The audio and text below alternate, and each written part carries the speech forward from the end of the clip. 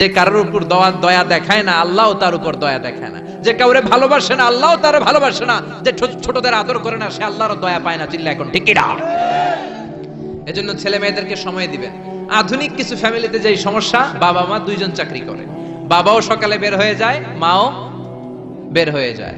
যখন বের হয় তখন ছেলে মেয়ে ঘুমায়, আবার রাতে যখন ফিরে তখনও ঘুমায়। শুক্রবার ছাড়া ছেলে আর বাবার সাথে দেখাই হয় না।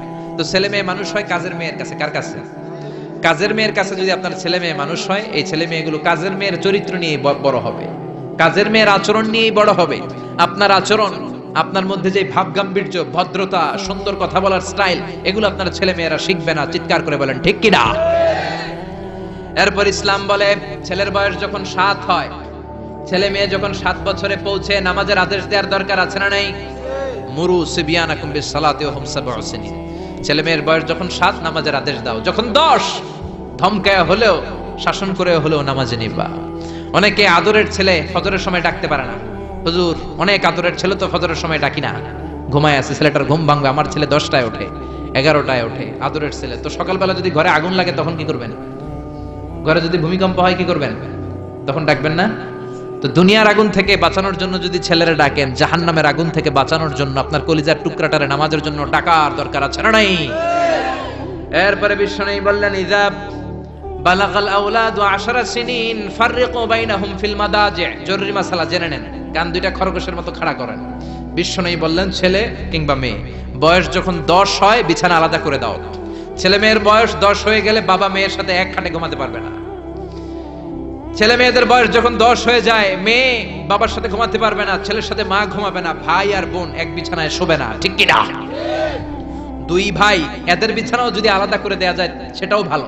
এগুলো আমরা অনেক ফ্যামিলিতে মেইনটেইন করি না, এজন্য ঝামেলা আছে না নাই? আবার বিশ্বনবী বললেন, আল্লিমু আওলাদাকুমা সিবাহা ওয়ার রিমায়া ওয়া রুকুবাল খাইল। ছেলে মেয়েদেরকে সাঁতার শিখাও, তীর মারা শিখাও, ঘোড়ায় চলা শিখাও। সাঁতার শিখাতে বলেছে বিশ্বনবী। সুবহানাল্লাহ। ছেলেরে হাঁটা শিখায় বাবা, আব্বু হাঁটো হাঁটো হাঁটো, তুমি হাঁটো, তুমি আমার আব্বু হাঁটো। তো জমিনে হাঁটা শিখাইলেন, পোলা যদি পানিতে পড়ে তখন হাঁটাহাঁটি যাইব কই? পানিতে হাঁটা যায়? পানিতে কি করতে হয়? সাঁতার। তো এটা শিখাইতে হবে না? বিশ্বনবী বললেন, আল্লিমু আওলাদাকুমা সিবাহা, ছেলে মেয়েদেরকে সাঁতার শিখাও। 2 নম্বরে বললেন, আর রিমায়া। রিমায়া মানে তীরন্দাজ বাহিনী বানাও, তীর মারো। ইমাম মাহদি আসলে জিহাদের ময়দানে শরীক হওয়ার দরকার আছে না নাই? তো এখন তো তীর মারামারি নেই, কি শিখাবেন? আত্মরক্ষার কৌশল শিখাবেন। কেমন করে প্রতিকূল পরিবেশে বেঁচে থাকতে হয়, সমাজের এই সংগ্রামে কেমন করে টিকে থাকতে হয়। ছেলে মেয়েরে কখনো ননির পুতুল করে গড়ে তুলবেন না, কষ্ট সহিষ্ণু করে গড়ে তুলবেন। আপনি বেঁচে থাকতেই একটু কষ্ট করে করে শিখান, তাহলে তার ক্যারিয়ারটারে ব্রাইট করে দিবে কে? 3 নম্বরে বললেন, রুকুবাল খাইল, কেমন করে ঘোড়ায় চড়তে হয় শিখাও। এখন তো ঘোড়া নাই, কেমন করে গাড়িতে চড়তে হয় শিখাইবেন। ঠিক কিনা? কেমন করে সাইকেল চালাতে হয় শিখাবেন, হুন্ডা চালাতে হয় শিখাবেন। ছেলে মেয়েদের যা শিখানো দরকার শিখাই দিবেন, তাহলে ফ্যামিলিতে বরকত দিবে কে? এরপরে বিশ্বনবী বললেন, আর নিকাহ। ছেলে কিংবা মেয়ে প্রাপ্তবয়স্ক হলে বাবা মার দায়িত্ব বিয়ে দেয়া। কি দেয়া? কিন্তু মেয়ের বয়স হয়ে গেছে 25, ছেলের বয়স 30, বিয়ে হয় না, আছে না নাই? ছেলেরা যদি জিজ্ঞেস করি বিয়ে করস না কেন, কয় হুজুর নিজের পায়ে দাঁড়ায় লই। তাহলে এতদিন কার পায়ে দাঁড়াইছো? আপনার ছেলে আপনার মেয়ে প্রাপ্তবয়স্ক হওয়ার পরে যৌবনের সময়ে যদি কোনো পাপ করে, অন্যায় করে, সময় মতো বিয়ে না দেওয়ার কারণে, তাদের পাপের কারণে ওই পাপের পার্সেন্টেজ গুনাহ আপনার আমল নামাতেও আছে না নাই? জোরে বলেন, জোরে বলেন। ছেলে মেয়েগুলো এখন চরিত্রহীন আর চরিত্রহীনা হয়ে যাচ্ছে এই পর্নোগ্রাফির ছোবলে, ইউটিউব আর ইন্টারনেটের ছোবলে। ওপেন অ্যাক্সেস একটা শব্দ লিখে ক্লিক করতে দেরি, নেকেড ফিল্মগুলো আসতে দেরি হয় না। চিল্লা এখন ঠিক কি না? এজন্য সময় মতো বিয়ে দিয়ে দেন। উপযুক্ত মেয়ে থাকলে বিয়ের ব্যবস্থা করেন।